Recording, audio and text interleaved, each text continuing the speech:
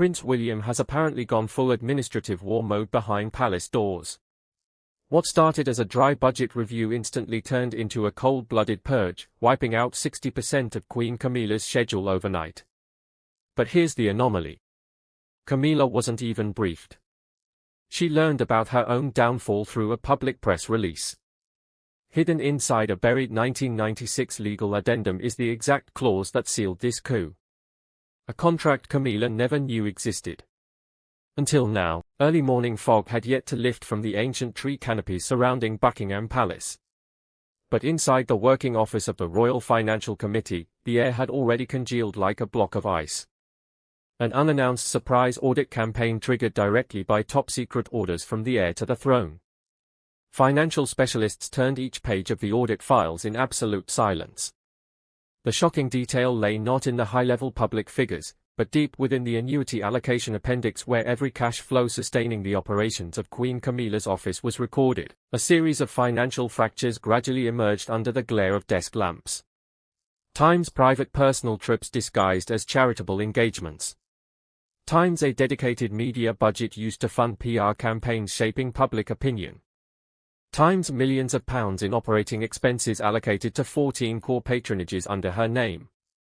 Every figure pointed to an underground financial mechanism maintained for years to siphon public patronage funds into bolstering Camilla's personal image.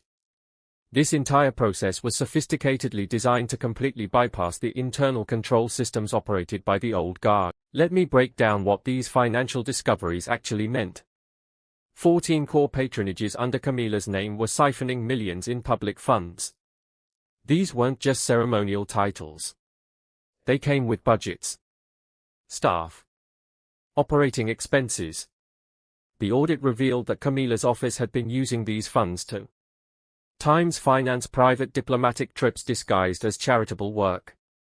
Times run PR campaigns to boost her public image. Times maintain a parallel financial structure outside proper oversight. The total amount involved ran into millions of pounds. And the money was being routed through channels that bypassed the palace's internal control systems. An administrative memorandum from the Privy Council Secretariat was immediately drafted and stamped confidential. The report detailed every violation, confirming that these discrepancies were severe enough to trigger a PR catastrophe capable of sinking the legitimacy of the current reign. At that very moment, in her private quarters at Clarence House, Queen Camilla was sipping her morning tea and skimming through the month's foreign engagements list. She was completely unaware of how tightly the net had closed behind her back. At precisely 9 a.m., phone screens across the global media flashed with simultaneous alerts. An official press release was issued directly from Buckingham Palace. There had been no prior internal meeting. Not a single word of advance notice to Camilla. The release delivered a cold declaration. The British royal family officially activated a plan for institutional streamlining and operational modernization. 60% of Queen Camilla's current external engagement schedule was stripped away effective immediately. All 14 national patronages under her hold were officially revoked. The news struck like a bucket of ice water. Shell-shocked, Camilla dropped her porcelain teacup onto the carpet. Tea splashing everywhere. The television screen in the room was broadcasting breaking news with a glowing red ticker at the bottom. There had been no consultation whatsoever with King Charles III. For the first time in modern history, a reigning queen consort was stripped of her public representative role and strategic patronage funds through a single document released straight to the global media. Standing behind this fatal blow was Prince William. The Prince of Wales had long been quietly tracking the financial shadows of the old establishment. Seeing the threat of collapsing public trust amidst lingering scandals, William decided that appeasement was no longer an option. He proactively executed a radical power shift, thrusting Princess Kate Middleton into the center of all national representative activities. To William, installing Kate as a symbol of transparency, down-to-earth practicality, and overwhelming public support to take over the patronage system was the sole path to cleanse the stains of the past linked to Camilla's name. By releasing the press statement to the public before Camilla could even receive the internal memo, William completely blocked any room for negotiation or intervention from his father, officially plunging the Queen into an irreversible crisis of isolation. Camilla's shock quickly turned into sheer fury as she realized the offensive did not end with press releases. Inside the secret archives in the basement of St. James's Palace, a legal and historical deep dive was unfolding at a ruthless pace under the direction of Prince Edward. In his role as overseer of the Trust Audit Committee, Edward was granted full authority to review all archived records from the 1996 divorce agreement between Charles and Diana alongside private Privy Council minutes spanning nearly 3 decades. Aging leather boxes covered in decades of dust were opened one by one beneath suffocating yellow lights. Every yellowed page was scrutinized from a purely legal perspective, leaving no room for leniency. After days of non-stop work with a team of experts, Edward uncovered a seismic loophole. Governance rights over the 14 core patronages held by Queen Camilla had in reality never received lawful approval under the Royal Prerogative Act. In the early 2000s, seeking to swiftly legitimize and elevate Camilla's social standing after formally going public with the relationship, an old team of advisors had utilized provisional administrative procedures to attach her name to the patron titles. They deliberately bypassed the formal Privy Council ratification process to avoid fierce debates in Parliament at the time. Edward's audit report delivered a scathing conclusion. This lack of approval was no accidental oversight, but a deliberate cover-up in the past. This meant that Camilla's entire patron status across all 14 organizations for all those years was completely illegal on paper. At the same time, in Princess Kate's office, her close legal advisors completed an institutional risk assessment. Kate's advisory team, sharp-minded experts from middle-class backgrounds equipped with modern management thinking, did not approach the issue through an outdated aristocratic lens. They analyzed public opinion data and financial transparency using independent quantitative tools. The assessment pointed out that maintaining the opaque power structure of the Queen's office was a ticking time bomb. If the financial infractions and legal flaws in managing these 14 organizations were exposed by the press, public trust in the Crown would completely collapse. The report recommended the only way to safeguard the survival of the institution was to strip Camilla of her entire patronage portfolio and immediately transfer it to Princess Kate. News of Edward's quiet investigation and the risk assessment from Kate's camp quickly reached Camilla through a close confidant. A sense of siege enveloped her. Camilla realized she was no longer facing mere media rumors, but fighting a cold, professional investigative machine that was dissecting every layer of her past under the sponsorship of the heir. But what Camilla didn't know was that the most devastating blow was yet to come. And it had been waiting for her for 30 years. In the secret family archives, buried deep within a 1996 contract addendum, was a clause that would seal her fate forever. The clause explicitly stated in writing, all patronage authority, diplomatic representation titles, and associated budgets for Camilla would automatically lapse and permanently cease effect the moment the heir to the throne activated institutional modernization clauses to protect royal transparency. Camilla never knew this document existed. She had never seen it. She had never signed it. But it was legally binding. And it had just been activated. Faced with the relentless assault, the epicenter of the power and dynastic property clash rapidly shifted to the Highgrove estate, the personal fortress of King Charles III. Holding the title of Prince of Wales, Prince William possessed supreme administrative control over the Duchy of Cornwall, the entity that legally owned all land and assets belonging to Highgrove estate. Upon discovering that Queen Camilla's office was quietly siphoning Highgrove's maintenance funds to finance her private diplomatic affairs to rebuild influence, William instantly activated the heir's constitutional prerogatives. An internal emergency financial freeze was issued by William. Every expense account, service contract, and operating budget for Highgrove estate was tightened under direct control from the Duchy of Cornwall office. William declared that any expenditure without prior approval from his representative would face immediate defunding. This blow struck right at Camilla's Achilles heel, turning her high fortress into a trap that isolated her financially. Against the backdrop of high-wire tension at Highgrove, a symbolic event loaded with a ruthless message took place. Princess Charlotte, at the age of 10, was brought by Prince William and Princess Kate for the first time to attend an internal executive meeting of the Estate Management Committee.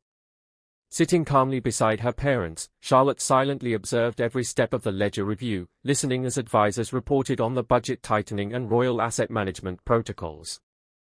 The young princess's presence was not merely a practical lesson in the discipline of the future reign, but a cold splash of reality thrown directly at Camilla. The new order was being forged for the next generation, and her past influence had no place in this long-term vision. Trapped in the crossfire, King Charles III fell into a state of total paralysis and passivity. Emotionally, he was pained to see the wife who had endured decades of public scorn alongside him pushed into total humiliation. As sovereign, however, the king was bound hand and foot by the financial violation dossiers and institutional risk reports submitted by William. Whenever Charles intended to speak up in Camilla's defense or restore her schedule, William countered with cold audit figures and warnings of Parliament's reaction. King Charles III bitterly realized that despite wearing the crown, he could not use personal power to dismantle the legal walls his son had erected to safeguard the survival of the throne. Cornered, but refusing to fade into her ceremonial shadow, Queen Camilla decided to launch a legal counter-offensive. She urgently summoned her closest legal advisor, Colin, a seasoned sharp attorney well-versed in every loophole within royal protocols. In her private office, Colin mapped out a bold defensive strategy. He submitted a document directly to the clerk of the Privy Council, citing historic royal decrees to assert that the Queen's title and diplomatic representational authority were prerogatives bound to the sovereign status. No audit body or heir had the right to unilaterally curtail them without the written consent of King Charles III himself. Colin intentionally wove family bonds into the legal submission to build a moral barrier, forcing William to back down or face accusations of cruelty toward his own family. Colin's tactic caused a temporary pause in administrative procedures, leading many to believe Camilla had found the loophole to turn the tables. However, they underestimated the Prince of Wales's preparation. The moment William received Colin's petition, he refused to enter negotiations or engage in drawn-out legal debates. He executed an intensely ruthless endgame move. He transferred the entire financial infraction file alongside Edward's audit report and Kate's risk assessment to an independent panel of lawyers operating entirely outside Buckingham Palace's sphere of influence. As soon as the independent panel confirmed the severity of the legal loopholes, William submitted a document titled the Constitutional Streamlining Charter directly to the Privy Council, drafted by the nation's premier legal minds. This document contained a mandatory clause to ensure absolute financial transparency and maintain parliamentary accountability. All governance rights and patron portfolios for the 14 national organizations had to be transferred completely to Princess Kate Middleton. The charter stressed that Kate was the sole figure meeting all legal standards, public standing, and regulatory compliance required to represent the institution. William's counterstrike via the Constitutional Streamlining Charter utterly dismantled every historical and emotional argument crafted by Colin. The internal crisis erupted into a full-scale constitutional war as William's documents formally entered the approval and execution phase. Tension hung over every royal office as the line between the monarch's personal authority and the heir's institutional power reached a direct head-on collision. King Charles III realized he was facing a brutal limit to his power. Under the strict rules of the Sovereign Grant Act and direct oversight from Parliament's Finance Committee, the King possessed no authority to sign off on supplementary budgets for the Queen's office without Privy Council consent. Deliberately intervening to shield Camilla at this juncture meant plunging the entire crown into a public parliamentary investigation, a catastrophic scenario he could never allow. Seizing the moment while the King was rendered entirely helpless, Prince William delivered the decisive blow. At the Cabinet Office, the Prince of Wales formally signed off on the transfer of authority before senior officials. William's signature converted the full text of the Constitutional Streamlining Charter into an immediately effective administrative reality. In a single instant, Queen Camilla's external diplomatic role was erased entirely from official government legal records. The 14 core patronages officially struck her name, replacing it with Princess Kate Middleton's. Refusing to accept defeat, Colin, acting for Camilla, submitted an emergency petition to the clerk of the Privy Council, requesting a stay of execution pending intervention from the king. Yet, the reply was even colder than William's strike. Colin's petition was summarily rejected by the clerk of the Privy Council right at the door. The rejection notice explicitly stated the petition seriously infringed upon the constitutional prerogatives of the heir to the throne with zero legal grounds to overturn a decision approved by the Cabinet Office. Holding the rejection slip crossed out in red, Camilla sat frozen in her high office. A half-century of enduring public pressure, accepting being the nation's villain to step by step reach the Queen's crown, now culminated in a cold sheet of rejection. She bitterly realized her institutional influence was being systematically dismantled, not through loud quarrels or public scandals, but by the coldest, most ruthless legal instruments. The final confrontation, where Queen Camilla's fate was decided, unfolded in an almost suffocating stillness. The closed-door meeting was set in the private conference room at Highgrove Estate. The air inside was freezing. Under direct supervision from the clerk of the Privy Council, the opposing side sat across a long oak table. King Charles III sat at the head of the table, his face deeply etched with exhaustion, eyes heavy with powerlessness. Queen Camilla sat beside Advisor Colin, spine straight, eyes brimming with resentment, yet striving to hold on to the final dignity of a crowned queen. Across from them was Prince William, calm, composed, leaning back with the demeanor of someone in absolute control of the chessboard. There was no slamming of fists, no loud arguments or erratic outbursts. A silence lasting dozens of seconds seemed ready to devour the room. William unhurriedly opened the black leather briefcase before him. He pulled out a time-yellowed file, laid it gently on the table, and slid it toward Camilla and Colin. This was the ultimate ironclad evidence. A hidden contract addendum attached to the family resettlement agreement signed in 1996. Buried for 30 years in the secret family archives, this document contained a special clause never revealed to the public or even to Camilla herself. The clause explicitly stated in writing, all patronage authority, diplomatic representation titles, and associated budgets for Camilla would automatically lapse and permanently cease effect the moment the heir to the throne activated institutional modernization clauses to protect royal transparency. The contract addendum stamped with a 1996 red wax seal lay motionless on the table like a sentence decreed long ago. Advisor Colin tremblingly turned the pages, scanning the unyielding legalese. Every argument, historical decree, or emotional reasoning he had meticulously prepared crumbled completely. Not a single loophole remained to debate. Not a single authority left to intervene. Colin slowly closed the file, looked up at Camilla, and gently shook his head. It was the confirmation of absolute legal defeat. Camilla stared at the 1996 contract. Her gaze shifted from shock to bitterness. She looked up at Charles, hoping for a decision from her husband, the reigning king of Great Britain. But King Charles III could only bow his head, avoiding his wife's eyes.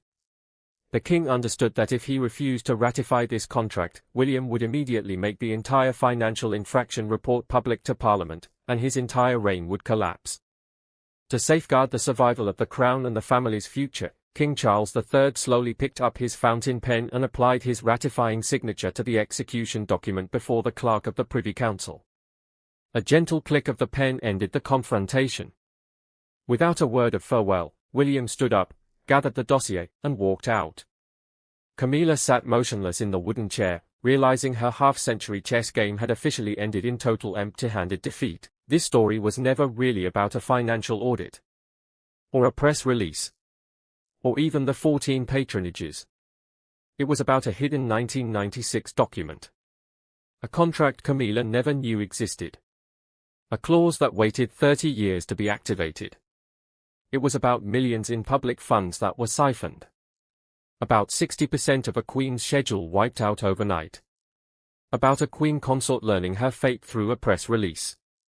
But most of all, it was about Prince William's patient, methodical, cold-blooded execution of a plan that had been waiting for decades. He didn't shout. He didn't confront. He just opened a file and showed everyone the 1996 document. The document that said, all patronage authority for Camilla would automatically lapse. And it did. Camilla's half-century chess game ended not with a bang, but with a pen signing a document she never knew existed.